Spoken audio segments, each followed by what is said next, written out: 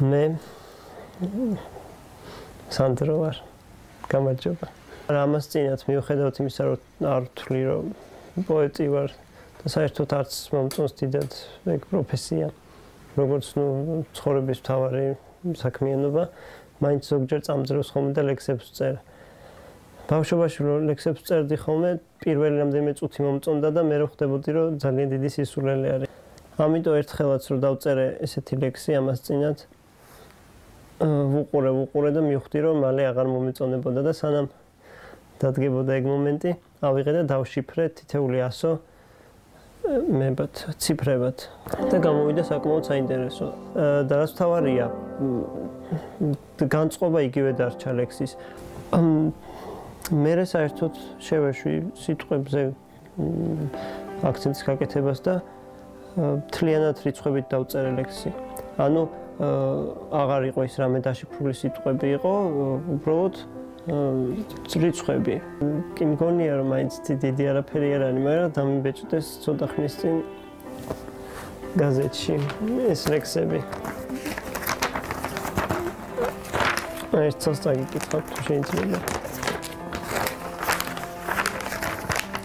3, 14, 15, 92, 65, 64, 4, 71, 47, 83, 29, 16, 18, 19, 23, 15, 528, 19, 23, 527, 12, 547, 18, 19, 23, 11, 12, 510, 75,536, 17, 18, 19, 91, 87, 10. შეიძლება სისულელით მოგეჩვენოთ, მაგრამ მე რაღაც ამით მაინც შევძელი უფრო მეტის გამოხატვა, ვიდრე სიტყვებით ვახერხებ ხოლმე. ეს შეიძლება იმიტომ ხდება, რომ სიტყვები მეორეულია სამყაროში. ანუ პირველ რიგში ყველაფრის საფუძველი არის მათემატიკა. მუსიკა ქანდაკებას გავს. ეხლა მივხვდი. თავიდან რაღაცას რო წერ ხოლმე მე მუსიკას, ვცდილობ რომ რაც მესმის ყურში, იმათ მომყარო ხოლმე თავი და შევეცადო რომ გადმოვცემ. მე ეს გამოდის თითქმის ქაოსი. მე ამ ქაოსში ვიღებ ხოლმე ერთმანეთთან ძალიან სწორად და შესაბამისად მამაზად გადაჯაჭვო რაღაც მებს, აკორდები იქნება, ფრაზები თუ რაც იქნება და იმებს ტოვებ, დანარჩენს ვაცილებ. იდეაში ლამაზი რაღაცების გაკეთება შეიძლება, მაგრამ თავარია რომ გააკეთო არა ლამაზი, არამედ ულამაზესი.